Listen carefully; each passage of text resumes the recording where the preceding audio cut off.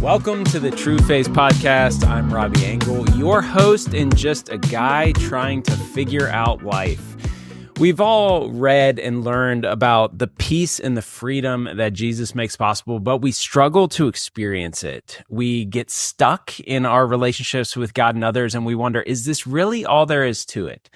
This conversation is designed to help you take a step in trusting God and others, to live more fully alive. So whether you're watching on YouTube or listening on your podcast platform, don't forget to subscribe, share, and join our growing community of Jesus followers at trueface.org. So it's time to bring this podcast back, everybody. We've taken a break. It's been a couple months, and it is time for our annual kickoff for the year with one of my besties, Benj Miller. Benj, welcome back. Fifth time maybe to the podcast. Welcome, buddy. All right. I'm glad to be here. This is a fun little annual tradition. And I think we're coming off a year that's probably been our least amount of time together. So I'm super grateful for deep roots that we can just jump back on here, jump in.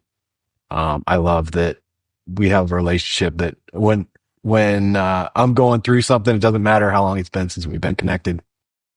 We can reach out and jump right in, and there's never judgment, and always just a heart that's for me, and that's so valuable. I appreciate you. I receive that, and I feel the same way, and the depth of gratitude for that. For all of us long for that fully known by a few type guy, the plus one, the person that you know is by your bedside. You know, one of the 6 to 8 people can fit around a bedside, right? Or 6 to 8 carry a casket. Those type relationships are invaluable, and they're years of planting that with stay steady. You're right, through times of less connection, but we need to talk about that on the podcast, because it's interesting correlation to my connection with God too this year. And so we'll get into that. But just as a quick intro, if you do not know Benj, it is the same man. If you're watching on YouTube, he shaved his beard this past year, which is one of the highlights of the year for me. And I'd never seen his face in a decade of friendship. And he's a good-looking man, as you can tell. So he's the CEO of System and Soul. They're a business operating framework that teaches leadership teams how to find unity and get healthy and be more effective. He founded 9 or 10 other businesses in varying industries, and he's figured out how to shift from founder-led stuff to leadership teams really running businesses, and that's his sweet spot, his specialty. His book came out last year, Renegades, by Benj Miller. If the tagline, "Break Rules, Find Freedom, a book for founders." So if you're a business, small business, large business, mid-sized business, and you're trying to figure out how to grow, Benj is your guy. It's what he does. And he has helped Trueface, and he has helped me in that, to grow, to figure out our why, to figure out how to execute with excellence. He has been married to Erica for 25 years. Nailed it. You're 5 ahead of me. I'm at 20 a couple weeks ago, and they have 4 kids. And what else, Benj? Well, that was a pretty solid intro. I'll take that. All right. I copy and pasted some of that off Amazon description this morning, which is embarrassing because I could have just riffed, but it wouldn't have been all serious sounding. So for those of you listening in, if you haven't heard this in the past few years, Benj and I, as a bestie, at the beginning of the year, we just have had conversations for years now of hey, what'd you learn? What are you looking forward to this year? Kind of that yearly check-in reset at the beginning of the year, like a lot of us do. And we have not talked about this. So we saved that conversation as friends to record it for everybody to just listen in. And so this is just hangout time between friends that always learned from in processing with binge. And so we had the idea 4 or 5 years ago to just record it for our Trueface tribe, to listen in on a couple buddies talking about what they're expectant for next year. So let's jump in, binge. I'm excited just to hang out, catch up, because I have missed you. It's been a few weeks at least since I've seen you. 100%. And somehow we started this with just like, what are the top 3 things on your mind coming into the new year? And you always make me go first. So this year, you're up first.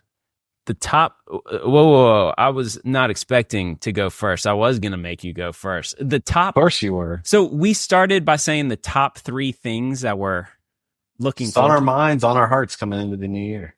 All right. I'll start with one. A couple at this time of the year, some years feel like I go into January with like newness, with a word, with a focus, with resolutions. And sometimes those coincide with larger patterns or shifts or learnings, physically, emotionally, spiritually, relationally. This feels like one of those years where God's doing something. Over the past few months, he's been preparing for a shift, a pivot, and I'm expectant heading into this year for some changes. So I went away to a tiny home about 3 days ago. Emily gave me like 36 hours alone, and the point was just to be still, to slow down, and it was so awesome. And it had been so long since I had that kind of quantity time of just being still.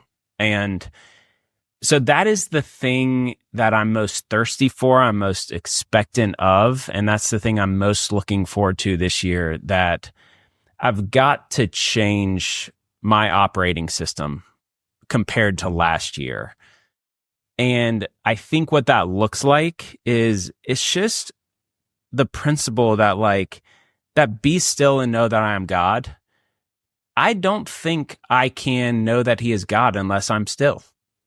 And I have not been still in rhythms and practices mentally as much this past year as previous years. And so I've been the past few months really prayerfully processing, like, what is that? What's the issue? What's the source? What is the internal system that's off, that's resulting in the source of not being still? And the quantity time with God, is it rhythms, or is it fears? So I've been processing a lot of that, but that is the thing I'm most expectant for this year. I am really expectant to be still and just spend more time with God on personal rhythms, which I have not done great in 2024, and I've paid the consequence. Yeah. I'll tell you something crazy. Do you remember, it's probably been a year and a half ago, we had a meeting, I think here at my office, and Jonathan Reynolds was here, and he came in early. And so he had found this salt float tank. Do you remember that? Yeah. So that's been on my mind ever since. He was like, dude, you got to try this. It's amazing, whatever. I finally did it in November, and I was like, this is really amazing, but I didn't know if I would be drawn to do it again. Like, it is one time enough? Like, it was a cool experience. And my mother-in-law gave me cash for Christmas, and I'm like, you know what happens when adults get cash? It just ends up, Amazon groceries or something, right? So I was like, no, I'm going to do something. And I went on right away and booked another session in this salt float tank. And if you don't know what this is, it's 6 or 9 inches of water, and it's so dense with salt that you literally float on it. But it's sensory deprivation. So you're in a pod that gets completely dark, completely silent. You can have little twinkly lights or some ambient sound if you want. But you get in there, and first of all, there's something supposedly that happens with the salt that pulls the cortisol, the stress hormone, out of your body. But I think to what you were just saying, like, there's nothing to do but be still. Like, literally, you feel like you're floating. You can't feel the air. You can't feel the water. There's no noise. There's no sound. I can't go to my phone. I can't even write down a thought that I have on my notepad so I don't forget it later. Like, that's really hard for me.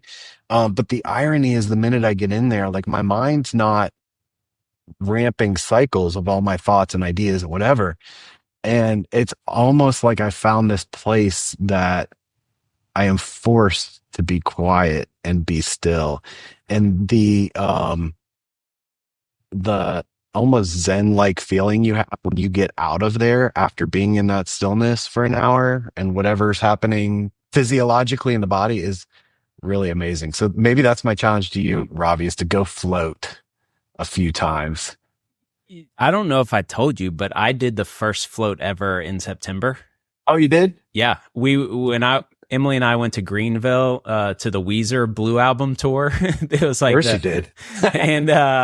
and I sent her to the spa, and I was like, what am I going to do for an hour? And they had a float tank, and I was like, yes, let's go. From that same hearing Jonathan do it, and I fell asleep for half the time. I loved it.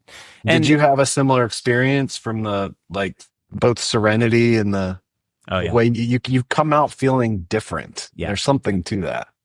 There, just I've been thinking, okay, this way of life that we're all trying to figure out how to connect with God and with others, to experience love, health, all these things. There's personal rhythms and interpersonal rhythms. And so typically I like to differentiate, like, okay, how am I doing on personal rhythms? That's the practices with God, quiet times, prayer, reading, disciplines of spiritual disciplines type thing. And then the interpersonal rhythms of God's designed us to grow through the context of community. So how am I with binge? How am I with my groups, with my wife, with my kids, with the important relationships in my life? And, we could rate ourselves on a scorecard of like, how did I do this week, this month on personal rhythms and interpersonal rhythms? And both of those make up this way of life that's conducive for us to connect relationally and grow spiritually, and to connect with God, and to mature and to grow and to overflow with love from receiving that love. And you can't receive unless you spend time personally and interpersonally. So I think all I say, like, the personal side is what, for all kinds of reasons, I'm just off, past few months. And so the personal time I've been dissecting and thinking about, going, okay, do I just need to reorganize my schedule because I started taking kids to school, messed up my mornings? What does the personal rhythm look like that I need? And that be still slow my brain. Like, I sat in the hot tub at the tiny home like 3 different times. Like, I'd sit in there for an hour by myself in quiet, looking at the trees. And then I got out, and then I was like, I'm going to go back and sit. And it was the same float pod type. Yeah. I was just being. And then the little insights, the little gratitude, the little thoughts of Jesus smiling at me, or some thought about him, or thought about somebody else, some prayer that I would throw up after not thinking for 5 or 10 minutes. It was similar in the hot tub, similar in the float pod, but just slowing down is, I've got to do it. Yeah. I had a reaction because you and I, we both know wired similar, and you talked about giving ourselves a score, and we could both build a habit tracker, scorecard, check in every week, accountability. We're going to crush this. And my reaction was like, yeah, you could grade it, but our Heavenly Father's not grading it. Like, he doesn't care about our disappoints. He does, so it's an interesting thing of like, we want more for ourselves, but man, we're so harsh on ourselves at the same time. And if we could only have, I'm speaking grace to the grace guy right now, but like, if we had the grace for ourselves that our Father had for us, how different would we live?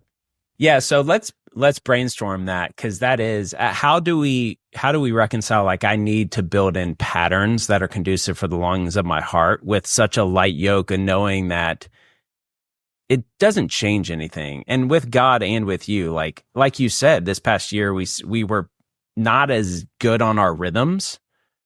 And so you're not upset. I'm not upset. It makes no difference. I just miss you as a friend. And so, I think it's the same with God. There's no shame there, but too often we'll have more shame with God than we do with each other as friends if we're out of rhythms of relational connection.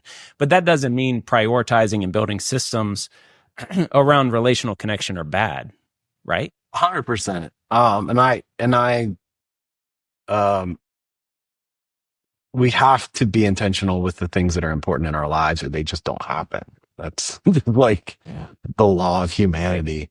Um, I, I want to make sure that I'm doing things out of the longing for what could be or what should be more than like I mean I'm always kind of like when you say disciplines, I have this like chill goes up my spine, like ugh, gross. Yeah. Like I don't have a desire for disciplines, but I do want to follow the longing that I feel. And that's funny. I'll jump to my first one. We can ping pong back and forth because it's highly related. And I've for almost all of December, like I'm the strategy guy. I'm the like have the plan guy. I am the, have a very clear roadmap for what you're trying to do. And so I had a lot of moments of sitting quiet, intentionality, like what is 2025? And every single time I would sit down to have that conversation, all that came to mind was Jesus, Jesus, Jesus. Mm-hmm.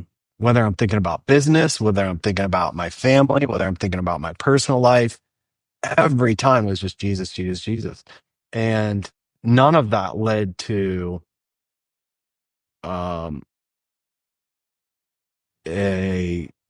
we're going to carve out this much time at this places and do these exercises and disciplines. It was like, how do I just live all the time? I've had moments in my life where like Paul talks about like praying nonstop and feeling like you're just walking nonstop with Jesus. I've had moments in my life.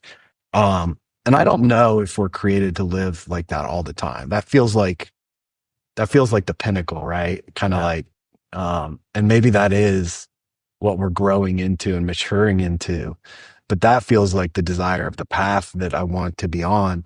And so how do I, more than the, quiet time in the morning, how do I Jesus, Jesus, Jesus all day long into everything that I'm doing? I think that's the desire that I'm feeling, drawn to for this year more than it's always something like it's always a should, Yeah. but man, is it a longing right now?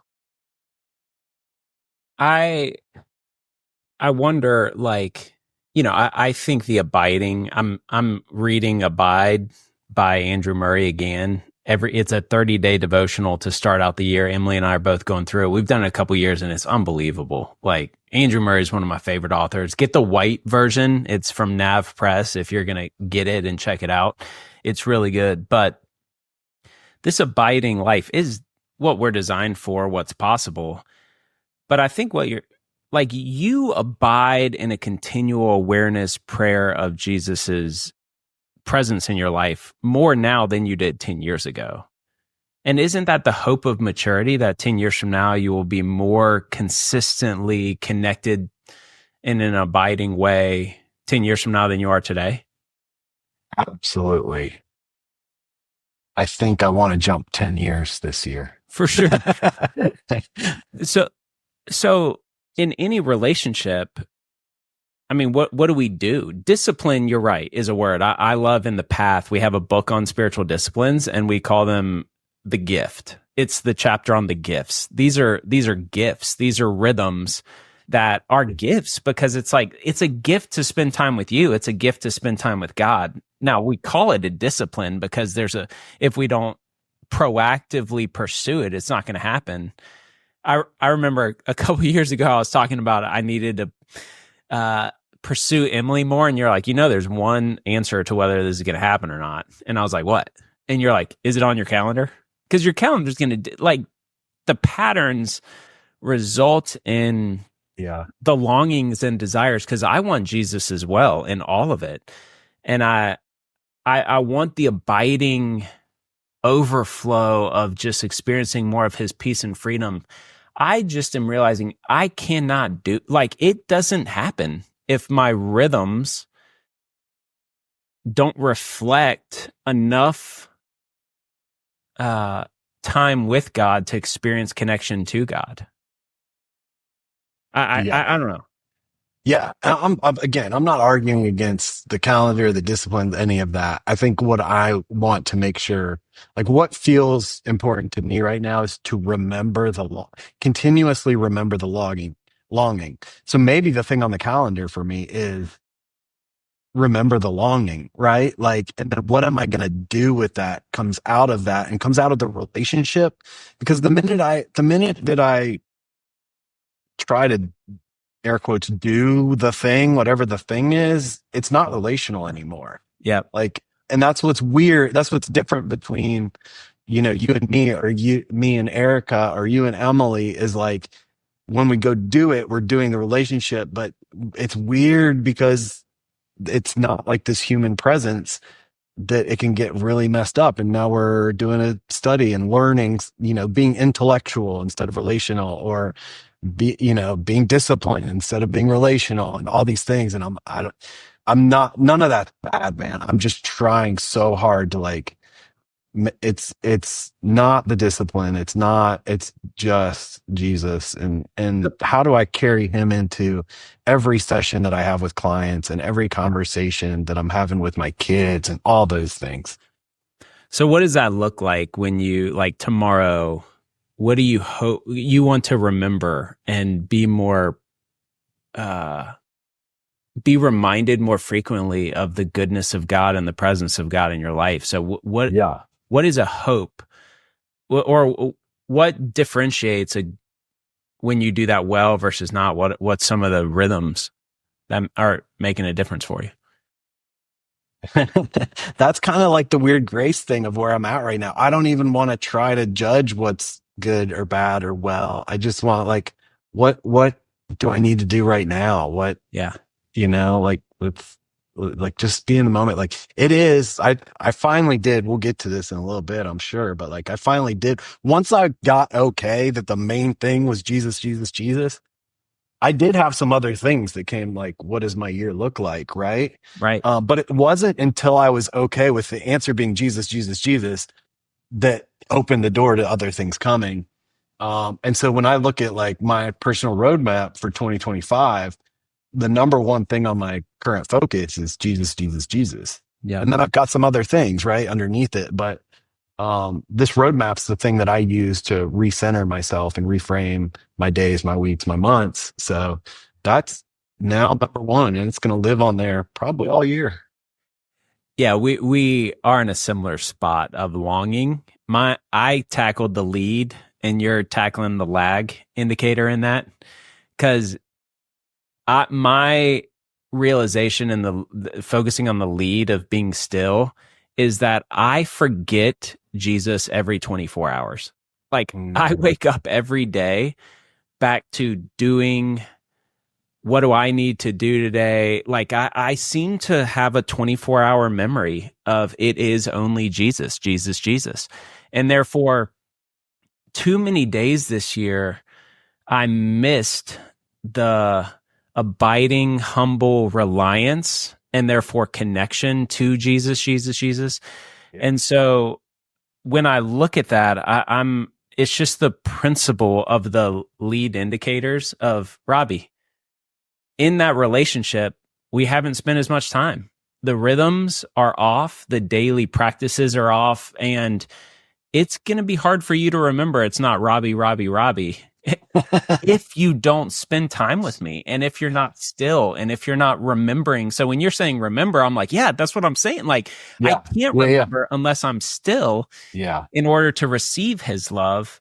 And so I in my time, like, my mornings were my best time to remember before I went into Robbie, Robbie, Robbie for the day. And taking the kids to school this year messed it up, and all the other excuses. And I'm like, whoa, these are, like, how much of this is excuse and how much of this is Robbie issues? Where am I not trusting God? And I have blocked off now, like, a new daily rhythm weekly to be still, because I just have missed those remembering times, and I can't remember, or I have a harder time remembering when I don't slow down and connect with him. Yeah. Yeah. What's the second thing on your list or on your mind? Well, before we go there, it's interesting because this year I've missed you as a friend. So the same relational patterns, and I've been for sure. So personal rhythms with Jesus and interpersonal rhythms with friends. You and I have been proactive most years to have an excuse, like have something that we are working on that forces us to connect on a consistent basis.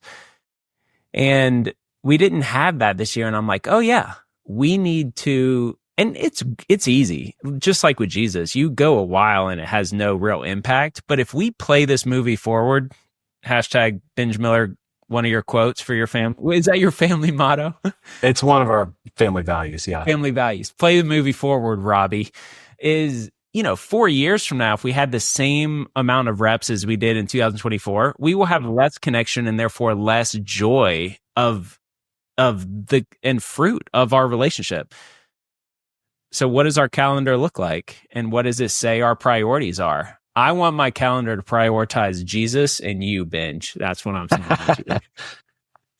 Let's do it. Fair enough. I agree. And I think that is the analogy of the deep roots, and the deep roots can sustain for a long period of time, but not forever, right? They've still got to be connected to some water source. Yep. The second thing I'm thinking about is part of my midlife adjustment. I'm about to hit 42 and I'm still in some of these things that God is teaching me of this midlife adjustment of like, what does this look like? And part of this is I've spent most of my 20s and 30s building towards something because I'll have missed it, not taken advantage. Again, my issues, high drive, high achiever, responsibility. So I've been like, okay, I got to build towards this certain thing to steward these opportunities. And I've realized over the past year, how much is enough? What's the actual goal? And it's so humbling how much God has allowed me to be a part of, like relationally, spiritually, physically, emotionally, all the things ministry wise.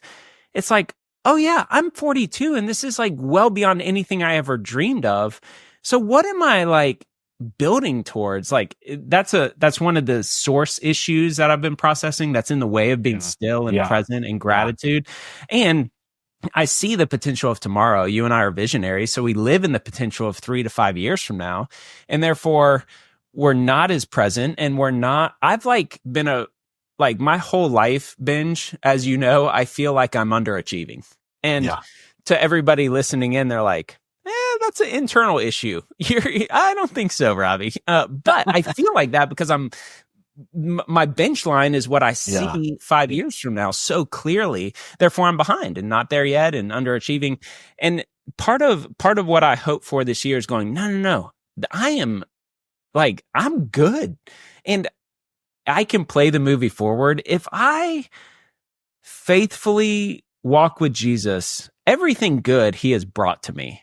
And if he brings 15% favor every year for the next 20 years, like in all fronts of my life, financially, relationally, like we grow one step at a time. If you and I keep making deposits, if Trueface keeps growing and stewarding our role, financially, if we keep making wise investments, compounding interest, 15% over the next 10 and 20 years is the 20-year overnight, oh my gosh, look what God did. And I think that's the way he moves. And I've got to change my paradigm to more grateful for what he has brought today. And that is enough. And it's all his. And so I'm not putting that to words, but that is the second principle I'm thinking a lot about of going, I'm not trying to build towards anything. I'm just stewarding I'm just being present with whatever he brings, and he will take care of whether that's 10%, 30%. When you think about like your portfolio, I don't know, is it 10 or 30% this year? It's the same for ministry impact, relationships, and 15% a year over, all this pressure to grow Trueface, the reach is like, what am I doing? Like, where is this coming from? God, you're Right. amazing. I'm You thankful. see me grinning because um you're touching on both of my other two. And once I wrote my top three, underneath it, I wrote this thing. I wrote a line and said, there's a theme here that subtly, and I think this is something that I learned in 24 is how subtle our need for control is. Mm, Right? Like I want to control the growth. I want to be in control. I want to see how it's going to happen. I want the plan. I want the plan to go my way. Like the subtleness of our desire for control. And, it's especially, you're an Enneagram 8, especially, I need desire for control. Also, I think there's a truism in that. I think a lot of the Enneagram 8s that I know that I work with, they also feel like they're behind yeah. where they want to be, should be. So I think you're wired that way, right? And so that's a gift that you've been wired that way. But how do we do that and be absolutely okay right where we are, right? We had a moment over Christmas break with 4 kids. They're teenagers, so they love like hibernating in their room and like they're just not. We had a moment where they were all hanging out in the kitchen, and I hugged my wife, or she came over and hugged me. And I just had this moment of like, oh my gosh, like, and I said out loud, we're just 2 little kids from the cornfields in Ohio. Like, we couldn't have dreamed for as big of a life as we have now. We never did, right? And so it's easy to be surrounded by a culture, whether it's, I mean, I've got clients that I work with that are so much more wealthy than I am, or they've got these certain areas of life. They're just seemingly glorious, right? And let's not even talk about my Instagram feed, right? Like, so we're inundated by like all these other things. But if you go back to like the 20-year-old kid that got married in Ohio, like, what the heck? Like everything, take it all away. Like the fact that I've got these kids and wife and friends like you, like it's just stupid. So like, yeah, there's something about living in the gratitude versus it's the gap in the gain principle, right? For living in, um, and this ties in, I can jump to my third one Wait, because what's the gap in the game principle before you jump to your third?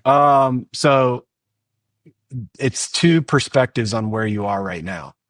You can be stuck in the gap between where you are and where you want to be, or you can be focused on where you are versus where you were, whether that's yesterday or a year ago or 10 years ago.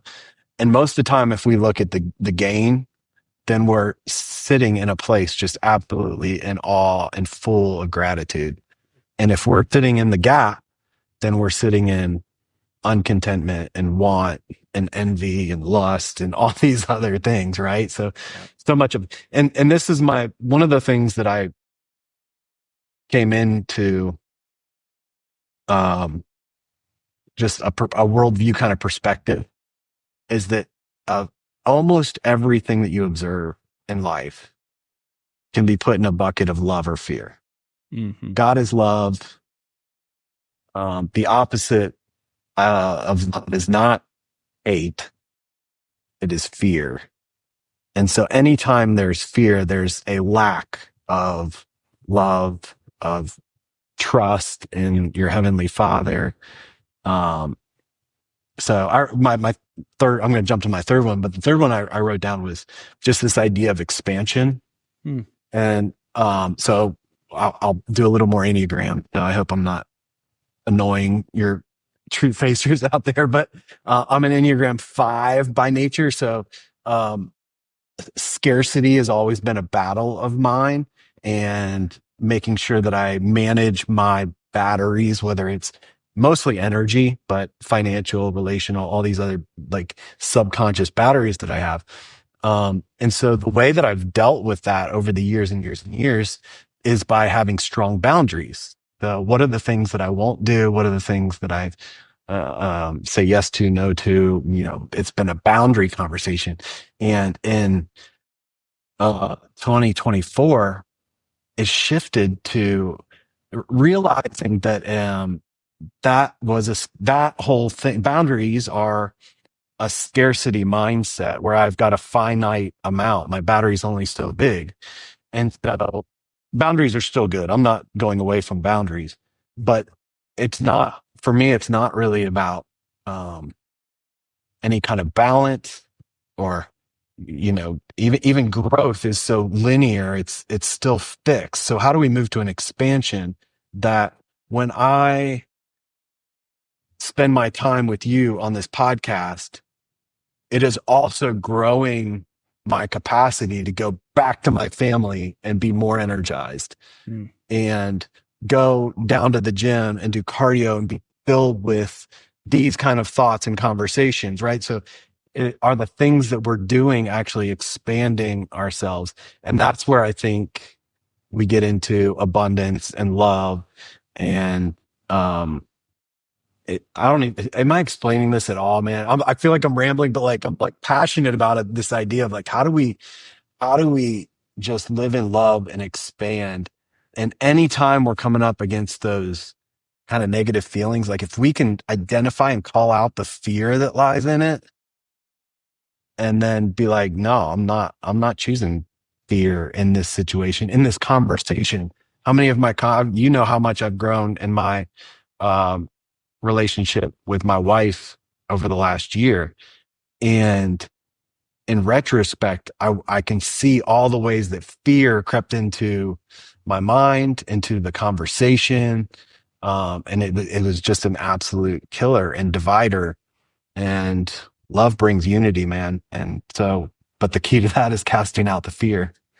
So practically, when you feel that ping, that buoy of fear or anxiety or something creep up, how do you do that? What does that look? What would it look like to grow in that, replacing the fear with love and moving into abundance worldview compared to boundary scarcity worldview? Like, I hear you saying you want to shift and you want to live out of the abundance mindset worldview more than scarcity boundary of fear. So what do you do practically? Like tomorrow, 2:00 happens, you just feel that ping of whatever fear. So it's this is something that I kind of stumbled into in 24 that I want to really grow in 25. So I've got some reps here. So this isn't hypothetical. And this is one of those deals where I feel like knowing is half the battle. If I can identify it, if I can remember it in the moment or shortly thereafter, making the right decision isn't hard. Choosing love is not, I mean, it's hard, but it's not as hard as remembering that that's the battle that's going on. And so if I can remember that everything, like, and it's becoming this like overwhelming awareness of my life. I see it everywhere. Once you like start to focus on it, you see it everywhere. Your kids have a conversation. You're like, okay, that's a fear-based conversation that's happening. How do we interject love? How do we remove fear? There's a guy, I have this book. I can't remember what his name is. He calls himself, the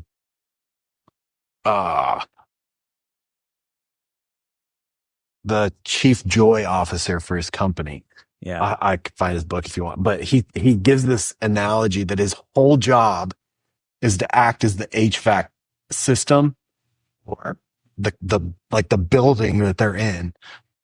And it's to suck out the fear and blow back in love and everything that he did. And I read that years and years ago, and like it's becoming more and more real as I start to see that is the battle. That is the kingdom battle that's happening.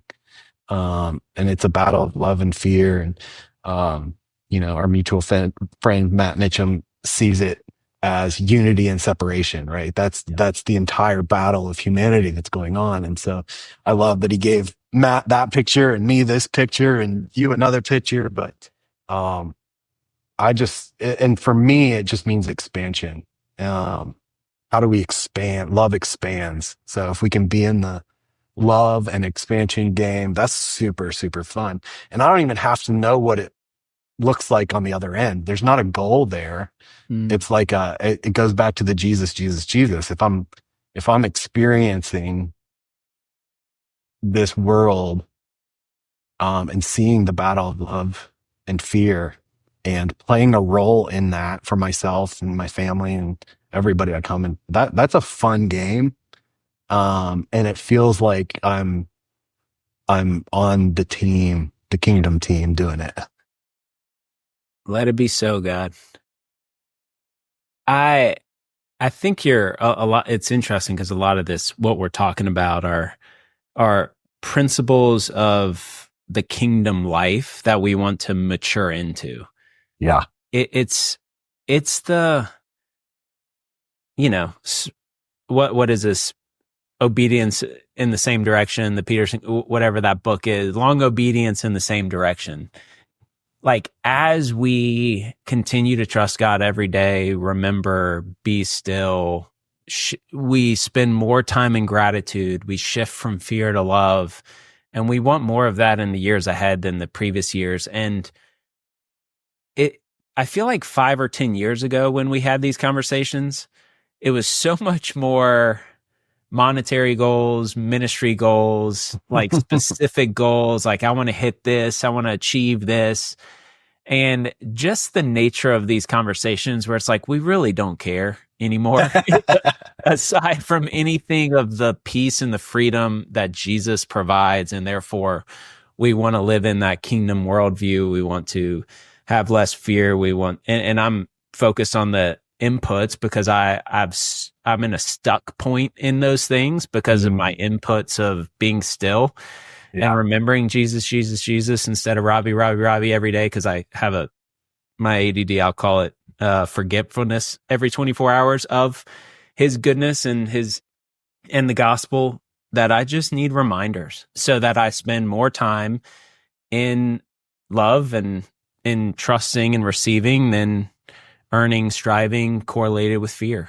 And I love that most of our conversations revolve around that more than they did 10 years ago, which means he's answering our prayers and we're focusing more on being than doing. And that's one of the byproducts of my issue. For sure. Well, I might screw it up because I still have one more thought. So let's go. What's your next thought? No, you hit your third. No, go for it. Cause I got a couple random questions that came to mind. All right. So my third is my business goal for the year. Well, messed it up. We'll cut all that whole section. You're going to appreciate it though, because it's fun. And it's actually irrelevant what the tangible goal is. What is inspiring me is the fact that it's absolutely impossible. Meaning, I have no idea. I don't have a plan. I don't have a strategy. But that means two things. It means, number one, only God. And it means, number two, we can't just do what we've been doing and get there, which means we got to stop doing some stuff and we got to try some new stuff and we got to go big somehow or whatever. And that goes back to number one, only God, right? There's like this partnership of it's got to be different and only God. And it's fun. You said like, all the tangible goals, we really don't care anymore. The reality is at the end of the year, I really, it's not going to make or break me, right? It's the game that we like to play. It's the expansion game, right? But I love this idea of the impossible goal because it takes, back to the control thing. Like, I'm not in control. I can't control this. I can't manufacture this. This is not, just do what we've been doing, 10% better, 20% better. This is like the impossible goal and it's out of my control. All right. So help me process the principle and differentiate goals from the principle that God has teaching me. Because on one hand, if I just relieve outcome pressure, because 5 years from now, I can imagine discipleship framework getting into thousands of churches to impact hundreds of thousands of people with this message of grace infused into cultures. And discipleship framework, it's launching this month on Right Now Media and partnership, and we've been building 2 years for it. And so there's such this humble, expectant, exciting, prayerful, if only God what if we could partner with churches to help them have thriving cultures of discipleship? And through this tool of discipleship framework, you can infuse a culture of grace and transformation into thousands of churches to move the needle on effective discipleship in our country and in the world. What if, God, we could be a part of that? Trueface, little ministry, little team doing this. That's the what if prayer that we're praying. Why not, God? Because that's 100% you. And that's all God to your goal of this. We have nothing to do other than along for the ride. But there's what if, God? And he's given me that, I think, of what if? Why not pray for it and move towards it? So the tension for me is in it's only out of my health that feels like a light yoke, where the outcomes are completely light and not fear driven or control driven. It's so light, but I can still pray for it and move towards it and be grateful if God's timing, if we do 15% growth a year for the next 20 years, and all of a sudden that is thousands of churches, or this strategy or that strategy on a daily basis, what would you tell me along those lines of how to navigate that tension in my praying big and carrying the light yoke? I think you answered your own question. By just remembering it every day and releasing it every day? Well, it sounded like you're already living it. You're you are praying the prayer, and the yoke is light. Yeah. That is it. And I don't think we get to know the actual depth of impact that we get to have. Yeah. I don't think this side of heaven you'll ever know.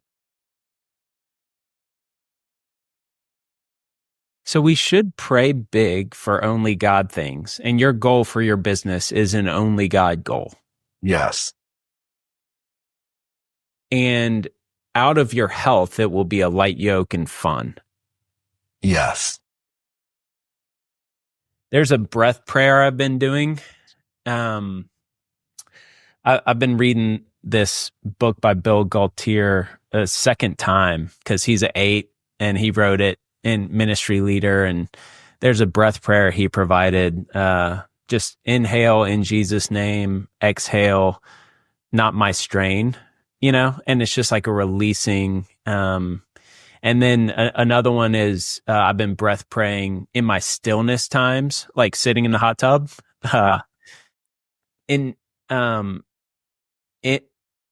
Into your hands I commit binge. Into your hands I release Trueface goals. In Jesus' name, not my strain. Into your hands I release all these churches to you. That rhythm throughout the day has been when I've been pinging fear or control or pressure, and I usually feel it here in my shoulders. Mm-hmm. When I feel that pressure, I've been trying to go, what is that, God, that I need to release that I'm carrying? And then I do that breath prayer. I think there's something that we were subconsciously taught. Maybe it's our generation. I don't know. But it's if we were given something to steward, mm-hmm. then it's all on us. Mm-hmm. And it's what if we're giving something to steward, it's because God thought we were he wanted to do it with us. Yeah. Yeah. It's the fun thing he wants to do with us. Yeah. But we took it as pressure. Oh, don't bury the talents in the sand. You better come back with a multiple. It's all on, there's something that got distorted in there. I think that can't be a generation thing. That's like you foolish Galatians who bewitch you. That's a human nature, pride, control. I'd rather be in control. That's tree of knowledge. I'd rather know and do. So I think that is pride, which isn't generational, unfortunately. That's just that's not us. Are we? But we forget. It's so easy to forget. It is, man, and that's where my forgetfulness is. 24 hours of Robbie, and that's. I think that's human too. By the way, I mean, that's the beauty of His mercies are new every morning. and we gotta remember every morning. It's a gift that they're new every morning because we need them every morning, but it's also like, hey, we've got a 24-hour pattern where we've got to remember every day. So I think I love that you're like so strongly living it and aware of it, but I think that's probably a humanity thing too. So along that line, that triggered something I spent some hot time thinking about lately. I think these tensions we're talking about, you just said it's a even that is a gift. I've been thinking about the thin line that I was on a hiking trip with Scott Morrison for his 70th, this past year. And one of the things we talked for 3 days straight because he's the most discerning, wise dude I know in my life. And I got 3 days with him on the trail. And at 70, after a life of faithfulness, he was talking about it's just all about faithfulness, like the whole thing. And we've processed this before because I was asking him, why don't people glow neon with the Holy Spirit? Like, if we're new creation, new heart, Christ in me, why isn't it more evident? Why is it subtle sometimes? It's like, wait, if I have access to hear from God, why is this so difficult? Why is it such a thin line of like transform? It's all thin. And I think that is the gift, because if it was so obvious, it wouldn't need as much faithfulness, which would limit the trust, the love, the glory that we give to God through our faithfulness. Yeah. Because it's just like life is just hard enough that I need him, but not so good that I don't. But it's really gray. Like some days life's good enough that I don't really need God. And some days they're not as good that I get drawn back to him. All of it's a gift of faithfulness, because in the good days to remember that it's all him is faithfulness. And in the bad days is faithfulness. I think that's one of the reasons that I'm so energized by this impossible goal. It's because it doesn't matter how good or ungood my life is right now. There's no way I can do this without him. Right? Like it's not even good or bad. It's like, hey, this thing is going to require both of us. So it's going to force the really, you kind of said it earlier, right? Like, hey, we didn't have something we were working on together this year. So our relationship, we didn't spend as many reps together. So like, I mean, I'm just now connecting these dots as much as you are, but like maybe doing something big and possible with God is the thing that pulls the relationship together. So I'll push back, because this is the first two, all of our conversation we've been in sync. This one's so different, which is interesting. I'm more input, your output, I'm lead lag, whatever that is. Because again, part of my midlife adjustment is going, I'm good. I'm enough. There's no more. So whatever God is, like him. And 15%, praise God. I will be grateful and not behind. And if it's 30, if it's 5, it's all him. What is it negative 10? Negative 10 is good. I trust him with it. Negative 10, negative 20, all of it. I'm just releasing that. So I want to praise God for a non-God sized goal of just being present and releasing outcomes to him. So here's my question to you of like, because sometimes I've picked the like 100x goal where it's only God. Yeah.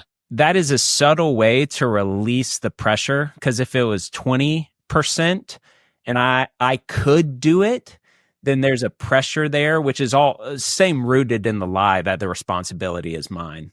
Is there a part of that for you that you're like God only, so you release the quarterly goals or the things you need to do, the KPIs in a responsible, normal cadence? Yes and no. I don't think that I won't be. I'm not replacing the. We're still going to run KPIs. We're still going to have quarterly objectives. What it will do is force us every quarter to say, bring God into the conversation of what should those OKRs be every quarter. should, how many of them are going to be just doing the thing that would get us to 20% versus something that could utterly fail, right? That's where the risk comes in. So it's not an either or, but I do find the impossible goal. I don't know. Maybe it's just my personality. It's energizing. There is a part that helps me let go. For me, it feels healthy. Yeah. Um, it's back to that talents metaphor. It's like I am not solely responsible for bringing back the 20% growth on the talents year over year. Like, um, so there is a release of, man, this is a fine line, right? It is a release of responsibility is the word that is coming to my mind. It's um, that said, I am still the earthly steward of the thing. Mm-hmm. So it is a fine line. It's a balance. It's in the gray. I, I'm becoming more and more okay with gray the older I get. Yep. All right. Here's my question. My next question. This time next year, you're going to reflect back on 2025. Describe what God does. Just kind of give me an overview. Fast forward a year from now. Give me an overview of what happened in your life over 2025. Well, it's already kicked off. I've made several things that feel super scary and out of my control. And so it's going to be a story of what happens to those things and how did God show up? How did the thing that got put on the altar, what is the end of that story? And I can't even project that right now. That's why it's scary. Right? I can't even say that it'll be perfect. I can't even say that it'll be good or fun or, any of that. I'm staring at my roadmap and it's like, man, there's some physical healing that I want in my body. There's some silly things that I want to learn, like, kind of growing into myself and who I am. There's a couple things that I want to do and they're on the calendar. So I'm already like super grateful for those. I don't even know how to answer that, Robbie. Like it is, and maybe that's like the first time that I wouldn't be able to answer it. And it's a reflection of like living into the mystery and the unknown and just being like, I'm going to do the right thing in the moment that I feel like God's calling me to do. And it might, is it good? Is it bad? Will it end up well? Will it not? Will I ever even know? I don't know. It's awesome. At this time next year, I want to look back and people say, you feel more settled and present than you've ever felt, Robbie, which feels present and connected relationally. And that because I know the interconnectivity of it, that depth of consistent peace, freedom, joy, attachment with God is the number one connector to whether that happens with other people in my life. And so that I just really enjoyed and was deeply connected in relationship with God, and people notice a difference in how I love them as a result of that. And that you will say, I've never seen you fight for your family so much. Like the past couple of weeks, I texted you, there was some gut punch type stuff. And it feels like four of my 8 kids have moved into adolescence overnight, and the changes of that and the weight of that on Emily as a 9 Enneagram conflict avoider she was she is unbelievable on all areas, as you know. But there was a difference in 8 kids, 8 and under, watching her navigate that as like unbelievable. Like there'd be 6 kids crying. She's like, "Hey, how are you?" But like the weight on her to have adolescent conflict be so much more consistent has been more taxing to her. So I and as the busyness of middle school and adolescence has happened now 2 into high school next year, I want to use the strengths and gifts. I need to reapportion some of that percentage of my time, talents, and treasures to fighting for my family this year. So that's what I want you to say at the end of next year. And that we spend more time and we're having more fun together. That's a third. More present. You fought for your family, and we spent more time together. That's a good year, and the outcomes are on him. We both are sweet. He has made us to pray big, God-sized goals. Thousands of churches, transforming culture. Your goal, what it is, but that's on him. And it's enough where we're at. If it's negative 10% or positive 200%, both are his. Both are. We get to do it with him. And that's what's so amazing. Hey, I wanted to conclude and land the plane by remembering a moment of gratitude, from this past year and celebrating something we're thankful for. It's what we did at Hot Dogs in December. We had communion. I cooked a couple brisket, and we had 25, 30 guys, and we just did a check-in of like what we're grateful for and how God showed up, and to practice the gratitude that we talked about today. So anything come to mind for you from this past year? The absolute biggest, most overwhelming is, you mentioned at the start, this was our 25th year of marriage. And it's always been like a pride of mine of our marriage and how strong it was. And coming at the end of last year, it just blindsided us, got rough, hard. And the more we uncovered it, the harder it got. Like, we realized that we had subtly picked up these habits that subtly hurt each other and created a lack of safety. And we dug in, individually with counselors, together with the counselor. And it was like this long, hard journey that then one day felt like a miracle was, 90% better. And so this year, the gratitude that I have for the journey that my wife and I have been on and where we're at right now, is almost unbelievable. So super grateful for that.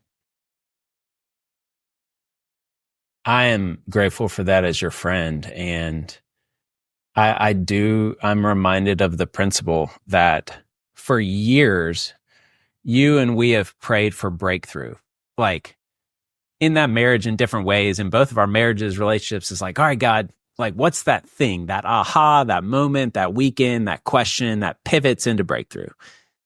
And that's been like years and years and years. What's the thing? We got to get it. I have watched you for the past like 18 months faithfully invest steadily every day, every week, your walks weekly, the questions, the intentionality, the counseling. And 6 months ago, you were like, bro, we just took 2 steps back. This isn't working, blah, blah, blah. And I'm like, no. Like you have, for 18 months have steadily done 2 steps forward, 1 step back. And then overnight, you were like a mile down the road, and it feels like transformation. Yeah. There was a real faithfulness and a prioritization of daily and weekly rhythms that I've watched you do just to reflect from the outside. And then God said, here we go. But it's that weird combination of like the steady faithfulness of investment over the entire year you've put in, and the answered prayer of God going, here's a catalytic moment that something changed or unlocked. I think that happens in my, like, I'll be still with God for months and not feel like I hear him. And then it's like, he'll give me a moment out of the blue of where it's like, oh my gosh, God just revealed that to me, drop that, and it changes everything. That second order change. It's the way growth works. It's a weird tension. I appreciate that. Thank you. One thing I'm grateful for that's coming to mind, just mainly because you're on here, is that night we did with our boys, the Welcome to Manhood with Zane and Moses and Kenyon and Lincoln. Seeing 25 men sit around a circle and bless our 4 boys from 14 to 16, and the gratitude of seeing our 4 boys like healthy, looking like men. I mean, most of them are taller than both of us and stronger than both of us and more athletic. So it's like, God, that is wild. That was a special night.